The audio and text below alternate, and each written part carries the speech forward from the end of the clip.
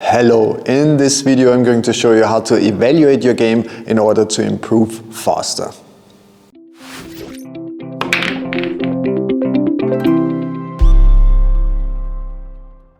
The reason for this video is actually very simple.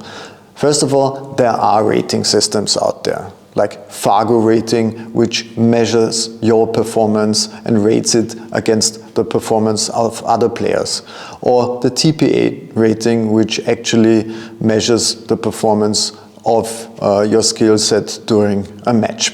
Individual assessment is also very, very important if you want to increase your Fargo rating, if you want to move up, or if you want to increase your TPA ratings.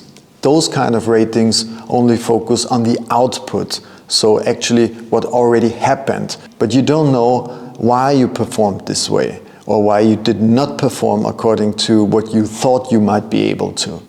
And that's where individual evaluation comes into play and is so crucial to increase your performance output. The more you implement these kind of methods, the sooner and the faster you get better. And it's also a thing that people might say, it's not possible, I don't have so much time to do it, I don't have the equipment. That might be true. But think of it differently. How many hours per week or per month do you spend on the table not improving? How many matches do you lose because you might not know why you lose them? How many practice sessions are wasted because you don't know what you want to practice or what you need to practice, or you don't have any clue what you want to practice? Knowing what you're bad at or where you need to improve is actually also a big motivational factor for your practices. You need to know what you need to work on, and when you're going to the table and you know, man, if I'm improving at this, my chances of winning the next match are much higher. But this video focuses solely on the fact how to assess your individual performance during match play and during practice session, especially to find out and to assess your weaknesses, your strengths, and what you need to do and what you need to focus on to get better and to improve faster. 3 questions are actually very important to know and to understand why it's important to evaluate your game. How do you know what are the reasons that you were actually able to perform to a certain standard? What are the reasons why you were not able to perform to a certain standard? And what do you need to work on to increase your performance of play, to increase your Fargo rating or your TPA rating? Assess, evaluate your game objectively, relying on your personal feelings, on your personal recollection of how a certain match play went or a training session went is usually not the best way to assess your performance. Usually you miss out on many important things during a training session or a match play. How can you be objective? And one option is to document what you're doing, to really use some sort of documentation. For example, I use this kind of assessment document. I will get into this a little bit more in detail, but there are certain assessment sheets you can use during your training session and during match play, either by yourself or with the help of a friend, to evaluate your performance very neutral. If possible, use video documentation, not only during training sessions, but also during match play. And then have a look at it to see what your performance actually really looked like. And the hint in this situation is that you really need to give yourself observation tasks. Not only look at the end results or at the things which were very good, but focus on specifics, and I'm going to show you how you do it. First, start during training sessions so you get used to it, on how to use all this documentation, how to use all this video evaluation, but then also use it during match play so that you get the whole picture, how you react, how you perform even under pressure. And the last rule, the most important rule, be honest to yourself. Don't lie to yourself. Don't try to find excuses, try to find solutions. This is how an evaluation sheet could look like, and once again, this is just an option. This is not the only option. This is just one thing I want to show you. And the first thing I want to focus on, that there are different sections. For example, there's this pre and post shot habit section, there's a break section, there's a section where I focus on the safety game, there's also the section for kicking game, for attitude and mental approach, for fitness and nutrition, and I also added the part material and equipment. But of course, you can add whatever area of game you think it's necessary for you to have a look at and to evaluate. You can tailor your assessment sheet the way you want to. Let me explain you with two examples on how to work this sheet and how it works. For example, here's my pre and post shot habits, and I added certain points and certain areas I want to focus on. For example, if I evaluate all angles before I shoot, if I stand up on shots I'm indecisive or not, if I rush them, how my pre-stroke routine is realized, how my stroke delivery is, and if I'm staying down after the delivery. Here I just mark down how many errors I made in a certain training or practice session or during a match game. I even can do some notes.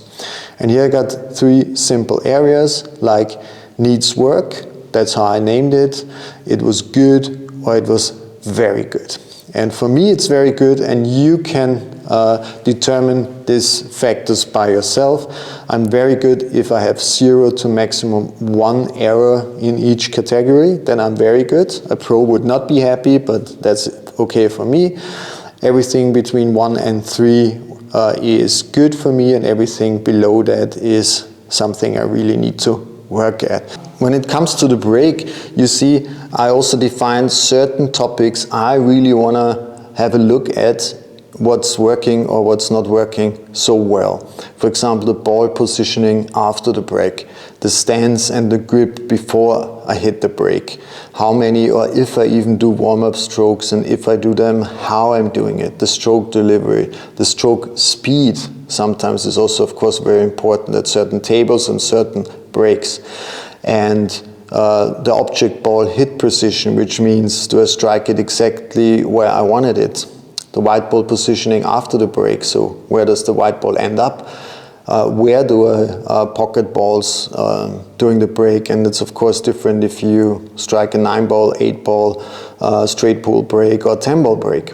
And pocket it in the intended pockets, like do I really want to hit did I really hit the corner ball, for example, at a 9-ball break, or did the one end up in the middle, etc., etc. And it's always the same. If there are a lot of errors, it needs a lot of work. It was very good, or it was good. Yeah, and let's take another example like jumping balls. So if my jumper is prepared before the start of the match, so I don't have to screw it together during the matches, that's very important even in matches with a shot clock. Then if the jumper is adjusted, that means the length of the jumper and how I execute it, and work it the same way like with the other areas, like if it's very good, if it's good, or if it needs work. So, but what to do with all this kind of information? You mark down all your errors, you mark down everything you did, but it's still a little bit confusing because there's a lot of chapters, a lot of areas in your game you have to work on, or you just evaluate it. To visualize your evaluation is always a good thing.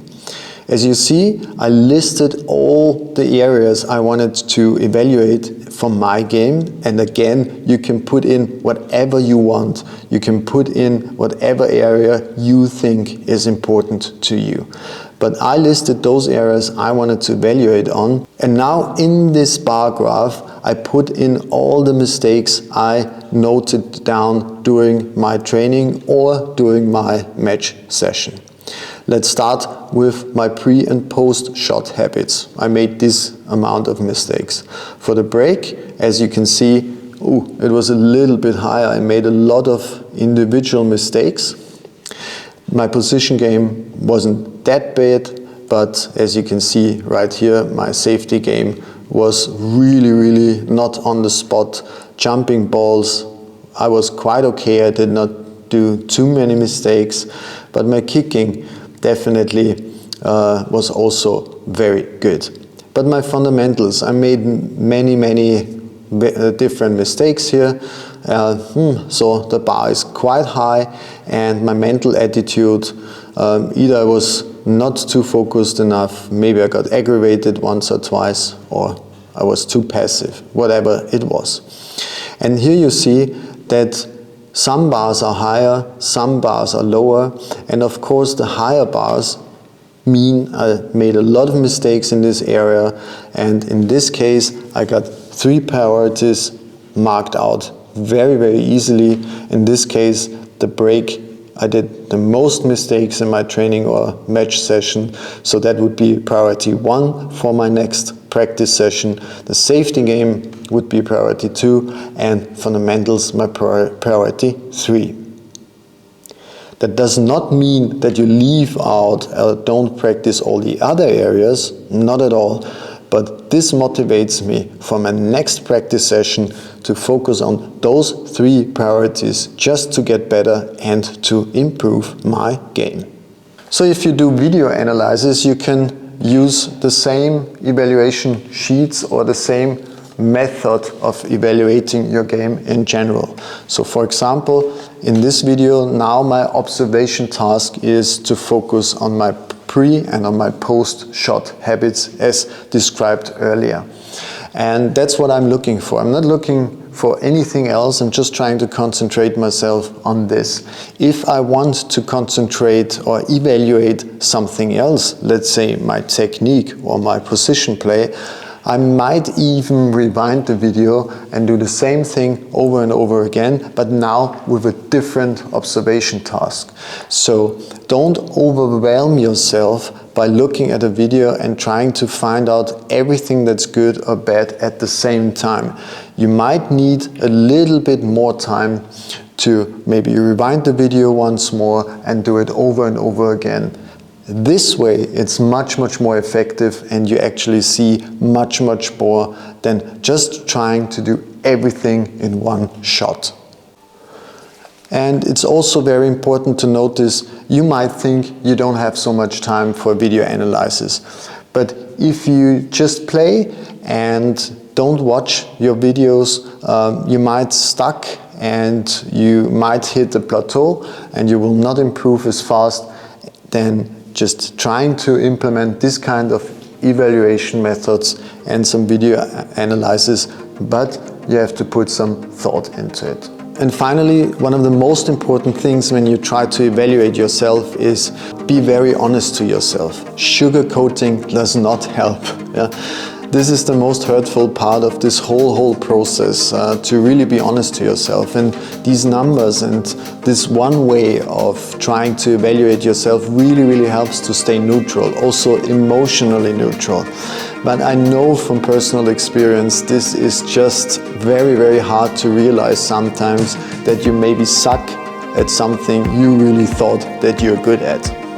On the other hand, it really might motivate you because you really see that you're very good at a specific part of the game, and that's also a very motivational thing for your next match, and it gives you a lot of confidence. I really hope that this sneak peek into evaluating your game like a professional will help you to improve your game. If you like this video, please click the like and subscribe button. It really would help the channel to grow. Please also follow my podcast, Pocketed, the Pool Billiard podcast, where I talk with a lot of professional players. This podcast is available for free on all major platforms like Spotify, Deezer, etc.